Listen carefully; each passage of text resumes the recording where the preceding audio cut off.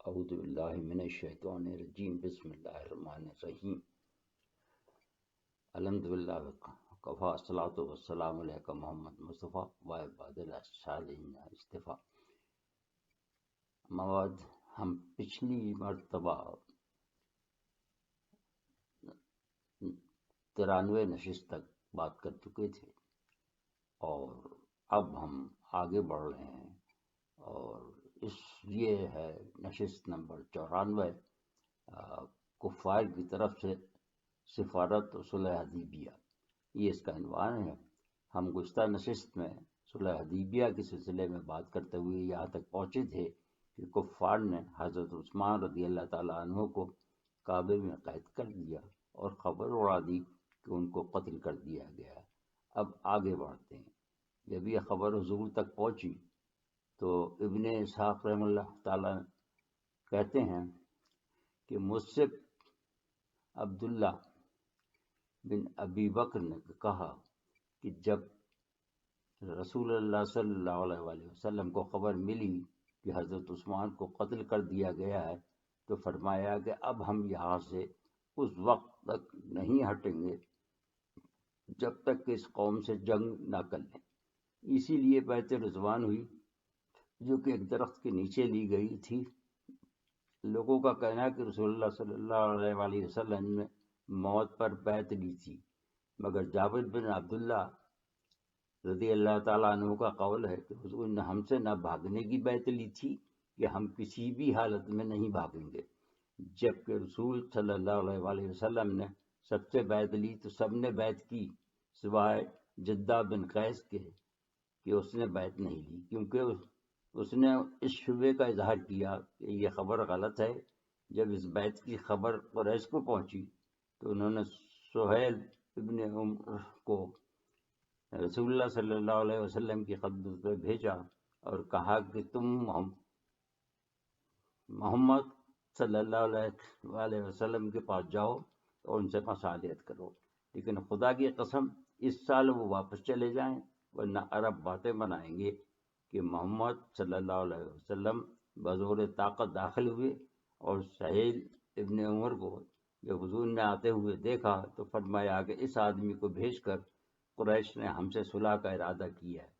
جب تمام معاملہ حضور اور سہیل کے مابین طے پا گیا اور وہ قریش سے منظوری لینے کے لیے چلے گئے تو اسی وقت حضرت عمر خدمت اقدس میں حاضر ہوئے اور برہمی سے کہا کہ کیا ہم حق پر نہیں ہیں؟ کیا ہم حق پر نہیں؟ کیا آپ اللہ کے رسول نہیں؟ حضور نے جواب میں فرمایا کہ سب کچھ سچ ہے۔ تب انہوں نے پوچھا کہ ہم پھر یہ ذلت کیوں قبول کر رہے ہیں؟ اس کے جواب میں حضور صلی اللہ علیہ وآلہ وسلم نے فرمایا کہ میں اللہ کا بندہ اس کا رسول ہوں، یہ امر ربی ہے، میں اس کے حکم کی خلاف ورزی کس طرح کر سکتا ہوں اور مجھے وہ کبھی ضائع نہیں کرے گا۔ اس پر وہ مطمئن ہو گئے اور اپنی اس لغزش پر تا عمر نادم رہے اور نظر و نیاز کرتے رہے۔ جب سہیل اہل مکہ سے منظوری لے کر واپس آ گئے اس کے بعد حضور نے حضرت علی کرم اللہ وجہ کو طلب فرمایا اور کہا کہ لکھو بسم اللہ، لیکن قریش کے نمائندے سہیل نے اس پہ اعتراض کیا اور کہا کہ ہم اس سے مانوس نہیں ہیں، لہذا لکھو باسمک اللہم، اے اللہ تیرے نام سے۔ اس پر حضور نے فرمایا کہ باسمک اللہم ہی لکھو۔ حضرت علی نے یہی لکھ دیا۔ اس کے بعد رسول اللہ نے فرمایا کہ لکھو ہذا ما صالح علیہ محمد رسول اللہ، یہ وہ صلح ہے جو محمد رسول اللہ صلی اللہ علیہ وسلم کی طرف سے۔ لیکن عمر بن سہیل نے جملہ پورا نہیں کرنے دیا اور کہا کہ آپ اللہ کے رسول ہیں، یہ اگر مان لیں تو پھر بات ہی کیا رہ جاتی، آپ اپنے والد کا نام لکھوائیے۔ اس پر حضور نے فرمایا اس کو مٹا دو۔ بعد نے کہا ہے کہ علی رضی اللہ تعالیٰ عنہ نے حکم کی تعمیل کی، بعد نے لکھا ہے کہ انہوں نے مٹانے میں کراہیت ظاہر کی، لہذا حضور نے ان سے قلم لے کر خود مٹا دیا اور فرمایا کہ صلح کی مزید تحریر لکھو۔ اور اس کا اردو ترجمہ یہ ہے، یہ وہ معاہدہ ہے جس پر محمد بن عبداللہ نے سہیل بن عمرو سے صلح کی، اور دونوں نے بالاتفاق طے کیا کہ 10 سال تک جنگ بند رہے گی۔ ان 10 سال میں لوگ امن کی زندگی بسر کریں گے اور وہ ایک دوسرے سے ہاتھ روکیں گے۔ شرط یہ ہے کہ قریش کا جو مولی اپنے ولی کی اجازت کے بغیر محمد صلی اللہ علیہ وسلم کے پاس آئے گا، محمد صلی اللہ علیہ وسلم اسے قریش کو لوٹا دیں گے، اور محمد صلی اللہ علیہ وسلم کے ساتھیوں میں سے جو مولی قریش کے پاس آئے گا قریش واپس نہیں کریں گے۔ عداوتیں دونوں کے دلوں میں رہیں گی، کھلے عام ان کا اظہار نہیں کریں گے، نہ بدعہدی اور خیانت کی جائے گی، اور کہ محمد کے عہد میں جو شامل ہونا چاہے داخل ہو جائے، اور جو قریش کے ساتھ شامل ہونا چاہے وہ ان کے ساتھ ان کا عقدہ اور عہد میں شامل ہو جائے۔ یہ معاہدہ ہوتے ہی بنو خزاعہ نے اعلان کیا کہ ہم لوگ محمد صلی اللہ علیہ وسلم کے عقد و عہد میں ہیں، اور اس کے برعکس بنو بکر نے اعلان کیا کہ ہم قریش کے عہد و عقد میں ہیں۔ اس میں یہ شرط شاید زبانی تھی، جس کا مطالبہ سہیل بن عمر نے بعد میں کیا کہ تم اس سال ہماری خاطر واپس جاؤ، اس لیے کہ ہم تمہارے ہوتے ہوئے مکہ میں داخل نہ ہوں گے، اور ہم شہر چھوڑ کر چلے جائیں گے۔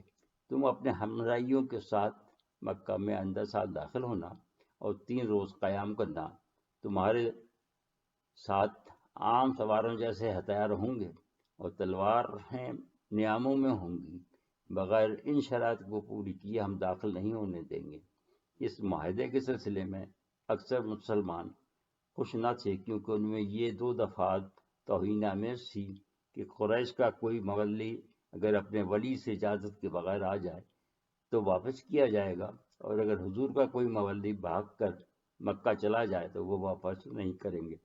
اور دوسری دفعہ جو کہ تحریری نہیں تھی بلکہ باہمی رضامندی سے بطور شرط معاہدہ طے ہوئی تھی کہ حضور اور صحابہ کرام اس سال عمرہ نہیں کریں گے، جو قریش کی قدر برتری ظاہر کرتی تھی۔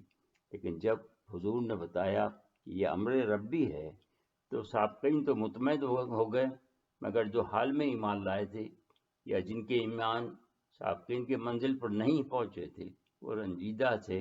اس پر ایک دردناک واقعہ اور ہو گیا، وہ یہ تھا کہ ابھی معاہدے پر دستخط ہوئے ہی تھے کہ سہیل کے صاحبزادے ابو جندل بن سہیل رضی اللہ تعالیٰ عنہ کسی طرح اس کی قید سے چھوٹ کر وہاں پہنچے۔ جب سہیل نے ابو جندل کو دیکھا تو وہ مشتعل ہو گیا، اس نے ان کے منہ پہ تماچا مارا اور ان کو گردن سے پکڑ لیا۔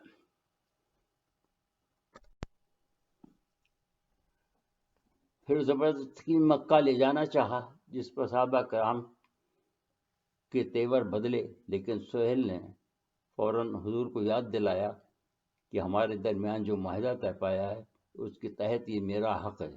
اس پر حضور صلی اللہ علیہ وسلم نے فرمایا کہ سہیل تم نے سچ کہا ہے۔ یہ سن کر ابو جندل نے دہائی دی کہ اے ایمان والو، کیا تم یہ پسند کرو گے کہ مجھے واپس کر دیا جائے اور کفار میرے ایمان کو برباد کر دیں؟ اس سے مسلمانوں میں تشویش پیدا ہوئی، مگر حضور نے فرمایا ابو جندل تم صبر کرو اور ثواب کا خیال رکھو، اللہ تمہارے لیے اور ان مسلمانوں کے لیے جو کہ تمہارے ساتھ ہے کشادگی پیدا کر دے گا۔ ہم نے اپنے اور اس قوم کے ساتھ معاہدہ کر لیا ہے، اور ہم دونوں نے اس پر قائم رہنے کا عہد کیا ہے، لہذا ہم اس کو توڑ نہیں سکتے۔ اس مرحلے پہ حضرت عمر کود کر ابو جندل رضی اللہ کے پاس پہنچ گئے اور اپنی تلوار ابو جندل کے قریب کر دی۔ بقول ظاہری ہم لوگوں نے دم سادھ لیے کہ کہیں ابو جندل رضی اللہ تعالیٰ عنہ عمر سے تلوار لے کر اپنے باپ کو قتل نہ کر دیں، لیکن انہوں نے حضور کے حکم کا خیال کیا اور اپنے باپ سہیل کے ساتھ واپس چلے گئے۔ اس طرح یہ معاہدہ پہلی مرتبہ نافذ ہوا۔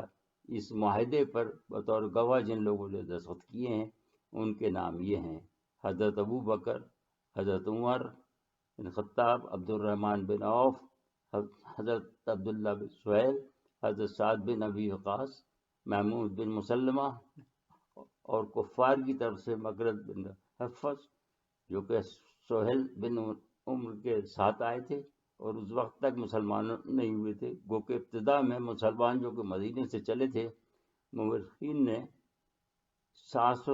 تعداد 700 بتائی تھی، لیکن جس دن یہ معاہدہ ہوا اس دن تعداد کچھ مورخین نے 1500 بتائی ہے۔ ممکن ہے کہ ابتدائی طور پر جو مسلمان مدینہ شریف سے چلے ہوں ان کی تعداد وہی ہو جو ہو، اور پھر لوگ آتے رہے ہوں، اور کچھ مسلم قبائل راہ میں شامل ہو گئے ہوں۔ کچھ مورخین نے جو لوگ اس دوران مسلمان ہوئے ہیں ان کی تعداد 100 بتائی ہے۔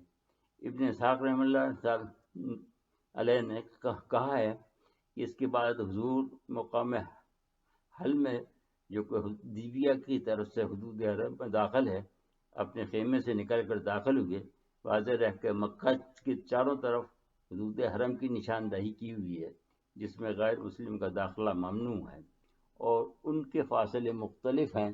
نزدیک ترین فاصلہ مدینے والی سمت میں جہاں کی حد صرف 3 کلومیٹر ہے، وہاں مسجد عائشہ بنی ہوئی ہے۔ یہ مقام تنعیم کہلاتا ہے، جسے مکہ والے اور حجاج کرام زبان عام میں چھوٹا عمرہ کہتے ہیں۔ دوسری حد جدہ کے راستے پر ہے جو 20 کلومیٹر ہے اور بڑا عمرہ کہلاتی ہے۔